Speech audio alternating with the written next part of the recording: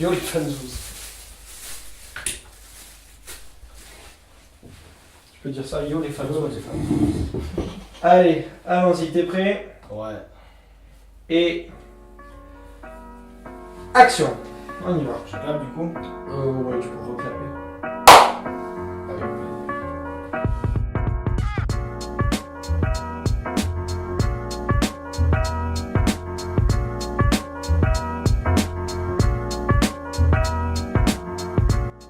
Et bonsoir les amis, on se retrouve dans cette ambiance tamisée pour un nouvel ASMR. Et non, c'est une prank, puisque on va faire l'intro. Tu refais l'intro de suite. Bonsoir à tous les amis, bienvenue dans cette nouvelle critique. Et je dis bien critique, pas analyse de film. Donc critique, ça a toujours une dimension subjective. Qui que ce soit peut faire une critique d'un film, mais pas n'importe qui peut en faire une analyse. Et comme on est malin, il y aura quand même de l'analyse. Évidemment, On est nous, malin. vous avez de la chance parce que vous suivez notre chaîne et que nous sommes des étudiants en cinéma et que nous avons, sans nous vanter, des outils d'analyse qui permettent de, étayer nos arguments. Donc là, vous êtes tous en train de chercher étayer sur le dictionnaire. Munissez-vous d'un dictionnaire récent. Soutenir vos arguments. Voilà. Alors, ce soir justement, on va parler du dernier film de Michel Hazanavicius, Le Redoutable, qui est sorti ce mercredi dans les salles françaises exclusivement. Donc c'est un film qui a été au dernier festival de Cannes, qui n'a rien remporté je crois. Alors, je sors mon anti-sèche, parce que bon, moi j'ai pas que ça à foutre, j'ai du travail. Il y a très peu de lumière, alors je ne vois rien, ça ne me servira pas à grand chose, mais c'est pas grave. Déjà, pour commencer, c'est moi qui vais vous introduire la personne du réalisateur, donc qui est un réalisateur que moi personnellement j'aime beaucoup et je sais que mon camarade aussi, donc Michel Hazanavicius, qui a fait pas mal de films qui sont très marquants pour moi. Donc bien sûr c'est celui qui a co-réalisé, co-monté La Classe américaine, donc un film très rare mais que tout le monde a vu. Donc on en reparlera après plus particulièrement. Il a aussi réalisé The Artist, donc oscarisé pour ça, donc c'était un très bon film aussi. Plus récemment un film de guerre, je crois que ça s'appelait The Search, mais je me souviens plus. Oui, j'ai The pas vu, Search. de toute façon. Ouais. Et bien sûr les deux OSS 117, qui finalement sont assez proches du reste de sa carrière. On en parlera, mais pas trop non plus, parce qu'il ne faut pas abuser. Le Redoutable donc est un film sur Jean-Luc Godard. Mais qui est Jean-Luc Godard, n'est-ce pas? Qui est Jean-Luc Godard? Jean-Luc Godard avec François Truffaut, avec Claude Chabrol, avec Éric Rohmer et ce genre de... plusieurs autres, on peut en citer plein, théoriciens, réalisateurs. Ça a été un des pionniers du cinéma moderne, à la fois français et à la fois mondial en fait, parce que la nouvelle vague française a précédé toutes les nouvelles vagues suivantes en Europe et outre-Atlantique également. Ça a donné le nouvel Hollywood, Martin Scorsese, etc. Et ce sont des cinéastes en fait qui se sont dit il faudrait peut-être un peu libérer ce cinéma, s'inspirer des Italiens d'après-guerre, s'inspirer de Jean Renoir, d'autres cinéastes français aussi qui étaient des cinéastes avant-gardistes, pour essayer de, jouer avec le matériau, mettre en avant la mise en scène, ne plus faire en sorte que la mise en scène soit quelque chose de secondaire, et voilà, faire des films différemment. Ce sont des gens qui se sont réunis pour faire des films différemment, et la tête de proue de tout ça, ça a été Jean-Luc Godard. Aujourd'hui, quand on parle de cinéma français, très souvent les deux noms qui sortent pour les gens, c'est souvent Luc Besson et Jean-Luc Godard. Enfin, je veux dire, c'est vraiment le nom, même si on sait pas qui c'est, on dit « Ah, t'es Jean-Luc Godard, c'est ça ?» ou voilà, enfin, c'est vraiment un réalisateur emblématique, et c'est d'autant plus étonnant que pas beaucoup de gens, vu ses films, je pense, enfin, je parle du grand public, mais à l'époque, Jean-Luc Godard faisait un carton, et c'est d'ailleurs un des sujets du film, Jean-Luc Godard Superstar. Bref, je crois que j'ai très bien introduit Jean-Luc Godard, je pense pas que je vais être très saoulant si j'en parle un peu plus, donc voilà. Donc mais on y va tout de suite, très simplement déjà, dans les points forts que j'ai notés tout particulièrement, déjà c'est un film qui est très drôle, qui est vraiment assez marrant. Je pense que la plupart des gens dans la salle ont beaucoup rigolé. Et c'est là aussi la force de Michel Hazanavicius, c'est aussi son expérience en tant que réalisateur et un peu scénariste. c'est qu'il maîtrise à peu près tous les types d'humour. En tout cas, dans le film, j'ai noté qu'il y avait un peu de tout. On avait différents comiques, basés sur quand on brise le quatrième mur, ou encore comiques de répétition, un petit peu d'absurde de temps en temps. Donc c'est bien, on retrouve de tout, il y en a un peu pour tous les goûts niveau comique. Donc de ce côté-là, bon, c'est très réussi, c'est un film qui est très drôle. Après, là aussi où il est toujours très bon, c'est au niveau de la mise en scène. Je veux dire, c'est un film qui est très bien réalisé, qui a une identité très spéciale, et on en reviendra parce que c'est quelque chose qui pêche aussi pour moi. Donc on reviendra sur ça, mais en tout cas voilà, c'est Michel Hazanavicius, il a une expérience maintenant qui est très grande du cinéma, et donc sa gestion de la mise en scène elle est excellente. Il fait toujours un cinéma de référence, un petit peu comme peut faire Tarantino. Là c'est très clairement établi, je veux dire, c'est même dans les plans où ça fait référence, et ça c'est cohérent avec le reste de sa filmographie. Je veux dire, c'est la filmographie d'un cinéphile, très clairement, que ce soit The Artist ou La Classe américaine et les deux OSS 117. C'est vraiment des films qui citent d'autres films directement. Et ça c'est plaisant, c'est quelque chose que j'aime bien, et c'est assez malin dans la plupart des films de Michel Hazanavicius. Il y avait un spot pour le film, un spot publicitaire pour le film, où il y avait Louis Garrel qui parlait à la caméra et qui disait: si vous connaissez, en Godard, si vous aimez Godard, vous aimerez ce film. Si vous n'aimez pas Godard, vous aimerez ce film quand même. Alors c'est très facile comme spot publicitaire, mais je trouve que finalement il est assez accessible, ce film. Je veux dire, quelqu'un qui ne connaît pas Godard peut quand même être intéressé par ce qui s'y passe, parce que finalement Godard c'est un personnage que l'on nous montre comme on nous montre sa part d'humanité, et on ne le met pas sur un piédestal, on nous le met au niveau d'un homme qui se pose des questions sur sa carrière, sur tout ce qu'il a été jusque-là, et qui est un tournant de sa vie en fait, vraiment, et un tournant de sa vie à la fois sentimentale et artistique, puisqu'il s'agit d'un artiste. Qui plus est, on nous le rend encore plus attachant parce que c'est un personnage assez grotesque. Je pense que c'est une des raisons pour laquelle le zozonnement de Louis Garrel est un peu exagéré. C'est vraiment pour accentuer ce côté trublion, tu vois, ce côté un peu clownesque quoi, du personnage. C'est un personnage fondamentalement drôle, c'est de lui qu'émanent la plupart des situations comiques, il est tout le temps dans les situations comiques, et ça nous le rend du coup très humain, très proche et très attachant, et voilà, c'est en ça que j'aime bien Hazanavicius aussi, c'est que il est dans une démarche de mise en scène, mais à la fois il arrive à pas être élitiste en fait. Il cherche pas à un public de niche, il cherche à faire en sorte que la plupart des gens puissent adhérer à son film et justement pouvoir accéder à cette mise en scène. Donc le sujet est vraiment passionnant, je trouve que c'est bien montré, c'est pas le Godard héros ou le Godard génie, c'est un Godard humain qui a de nombreux défauts, ça c'est des choses aussi connues dans les frasques de sa vie. C'est pas trop, à mon avis, pas trop cliché, plutôt assez proche de la réalité. Après j'en sais pas plus, mais là de ce côté-là j'ai été assez, pas vraiment surpris parce que je m'attendais pas non plus à autre chose, mais j'ai été content de retrouver ça. Donc au niveau du scénario c'est plutôt très bon. En plus il y a ce point de vue qui est pris du coup de sa femme dont j'ai oublié le nom. Et donc là Michel Hazanavicius a pris le point de vue de ce personnage très clairement. Et là aussi c'est encore quelque chose d'intéressant. Parce que ça fait écho un petit peu, la femme du coup a aussi ce point de vue aussi de spectatrice des films de Godard et aussi de sa compagne, donc il y a deux points de vue comme ça qui se mélangent dans un seul personnage et ça fait un point de vue global qui est assez intéressant. Et là je vais me permettre de lire parce que je suis un baltringue. Ce mot il faut qu'il soit Il faut qu'il ait ça. Parce que je suis un baltringue. Ce que j'écris mal en plus donc ça va pas être facile. Qu'est-ce que j'ai marqué? Ah oui, voilà, j'ai marqué que le film aborde des thèmes qui sont importants à l'art, et notamment avec les différentes nouvelles vagues, dont la nouvelle vague française de Godard. Donc des thèmes, des questions, même si les films ne posent pas vraiment de questions, c'est ce qu'on peut en tirer. Où s'arrête la révolution artistique, qui est centrale au sujet.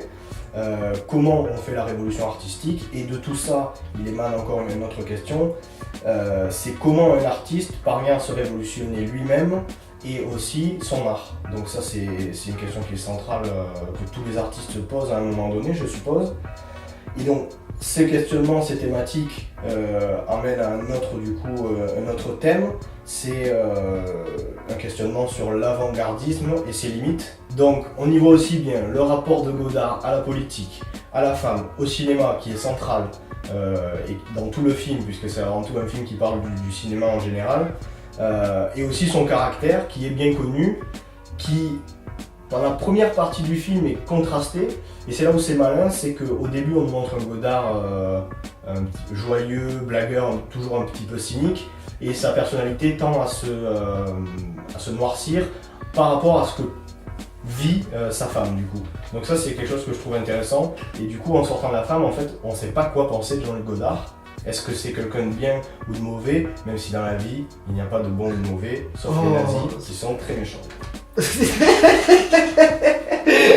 C'est une vidéo qui dénonce. Voilà, je crois aussi. Alors d'abord, premier défaut très très basique, c'est l'actrice principale, donc Stacy Martin, si je ne m'abuse, qui a, à mon avis, j'ai eu du temps à mettre des mots sur ce que j'avais pensé de son jeu, mais je pense que le mieux c'est enfantin. Je pense qu'elle est peut-être un peu trop encore, elle a été sûrement dirigée comme ça aussi parce que les actrices chez Godard jouent comme ça, mais trop brute et peut-être un petit peu encore dans l'amateurisme, je pense.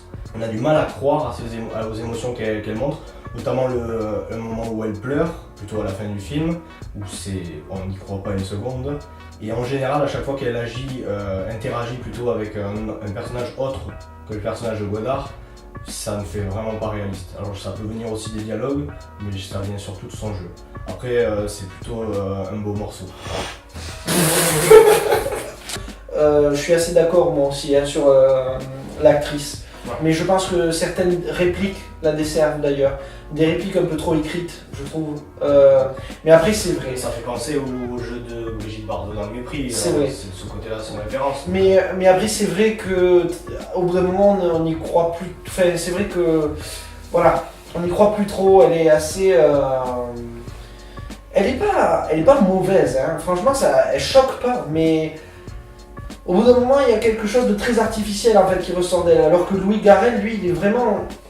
Puis le personnage est vraiment juste quoi, finalement, jusqu'au bout. Il est humain, finalement on est plus proche de lui que d'elle. Et pourtant le film est de son point de vue à elle, c'est étrange, voilà. Il y a dans le film un parti pris de mise en scène qui est couillu, mais qui m'a gêné, c'est de sans cesse faire référence à ce qu'a pu faire Jean-Luc Godard avant. Il y a un parti pris dans le film qui est évident, et même si on n'a pas vu les films de Jean-Luc Godard, on le sait, c'est sans cesse, Michel Hazanavicius a voulu citer l'esthétique de Godard. Donc ça passe par des plans qu'on a pu voir ailleurs, notamment un plan donc, de nu sur Stacy Martin qui fait référence au mépris. Très clairement, c'est exactement les mêmes plans, typiquement. On a des plans, après c'est parfois un peu plus caché. Quand il est dans une soirée mondaine, ça peut faire référence à un bout de souffle en quelque sorte. Les plans sur les écriteaux, peut-être à Alphaville, enfin, moi je l'ai vu comme ça. C'est assez évident, je veux dire qu'il a, je vais pas dire copié parce que c'est pas ça, mais remis dans le film, adapté en tout cas des idées visuelles de Godard pour les remettre dans le film. Et en soi, je trouve que c'est bien de faire ça, parce que ça va dans ce qu'a toujours fait Michel Hazanavicius, c'est-à-dire s'inspirer de ce qu'il a aimé et ce qu'il a vu et le remettre dans ses films. Le problème c'est que là, j'arrive pas trop à dire si c'est parce qu'il y en a trop, ou si c'est parce que c'est pas du tout fin, à mon avis. Il y a, je pense, une limite entre l'hommage et sans cesse la citation.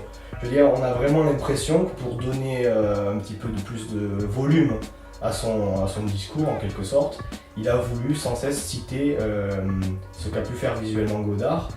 Et surtout, je pense qu'on aurait pu aller plus loin, faire référence par exemple à du langage et faire parler quelqu'un en train de faire caca, notamment. Je pense. Gwendal, vous voulez du caca, monsieur Hazanavicius. Gwendal voulait du caca. On a ce Godard burlesque, un film qui est plutôt ouvert au grand public, et un film de mise en scène. Ouais, alors là, on peut dire qu'il s'est fait plaisir. Hazanavicius, mais vraiment jusqu'au bout, il s'est fait plaisir. C'est-à-dire qu'on n'a pas une seule scène qui est un aspect un tant soit peu classique en fait, puisque évidemment il y a de nombreuses citations au cinéma de Godard. Hein, donc... Alors on peut le critiquer, d'une part, évidemment, on peut le critiquer, je vais peut-être défendre un point de vue un peu différent, et c'est ce qui fait que nos vidéos sont intéressantes et qu'il faut que vous abonniez à cette chaîne, c'est-à-dire qu'on fait des critiques mais on n'est pas tout le temps d'accord avec Gwendal.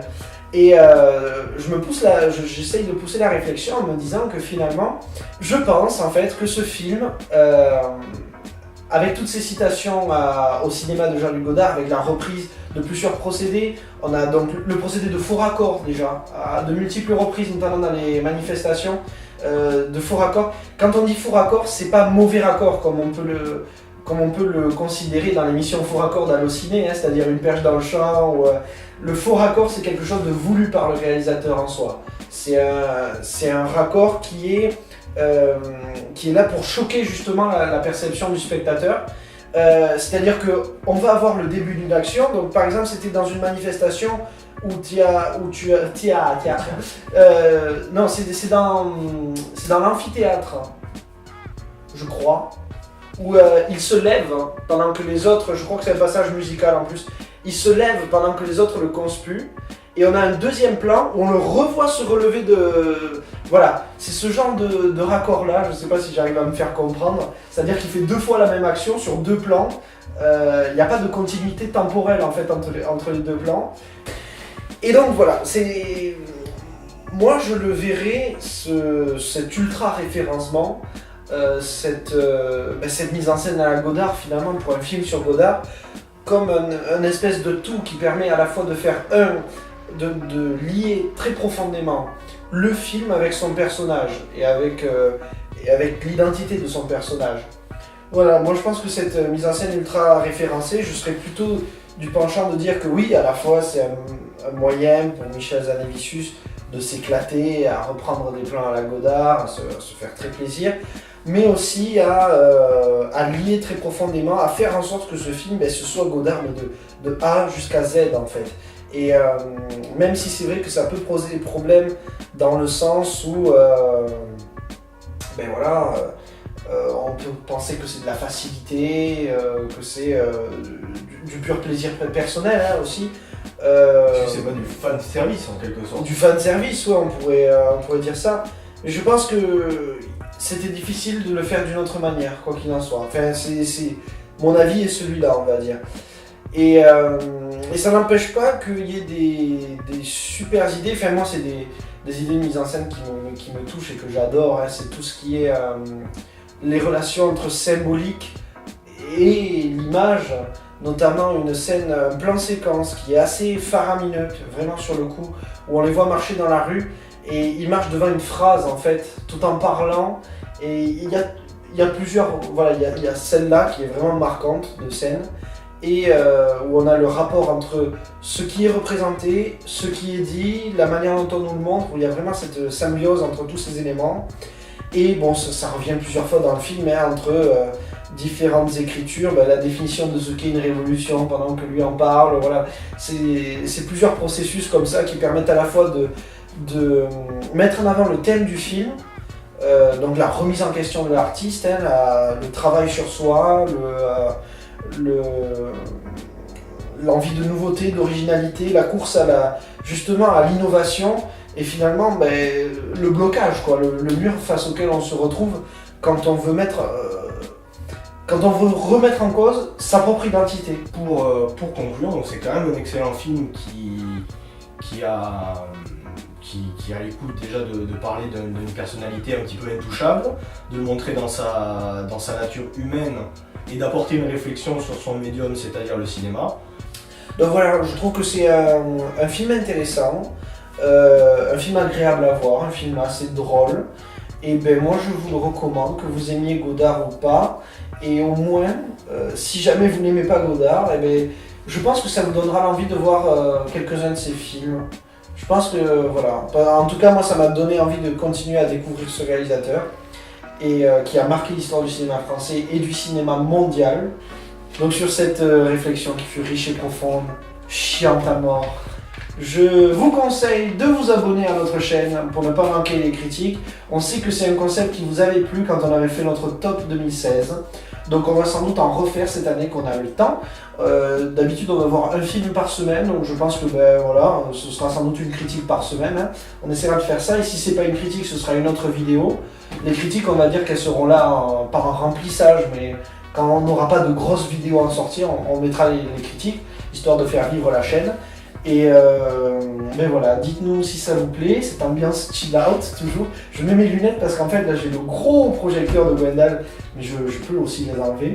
Voilà. Oh, mais t'es là toi.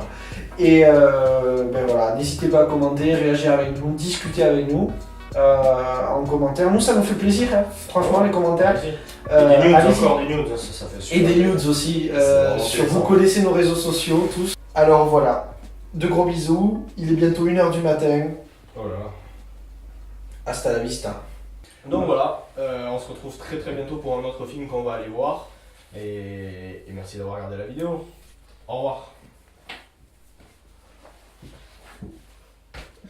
Voilà, ça fait une outro incroyable. Pour des raisons de copyright, le générique de l'épisode sera entièrement doublé à la bouche. Merci de votre compréhension. Et dites merde à YouTube. Merde YouTube.